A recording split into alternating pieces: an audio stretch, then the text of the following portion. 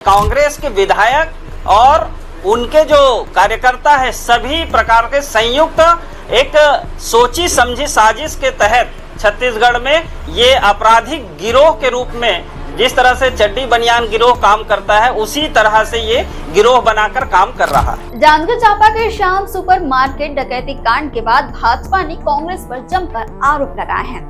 भाजपा प्रदेश महामंत्री डॉक्टर नवीन मार्कंडेय ने कहा कि कांग्रेस का हाथ अब जनता के साथ नहीं है बल्कि अपराधियों के साथ है। उन्होंने कहा कि कांग्रेस नेता चड्डी बनियान गिरोह जैसे हैं और प्रदेश में अपराधियों को संरक्षण देकर अपराध का राजनीतिकरण कर रहे हैं। डॉक्टर मार्कंडेय ने बताया कि डकैती में NSUI कार्यकर्ता की गिरफ्तारी इसका ताजा उदाहरण है।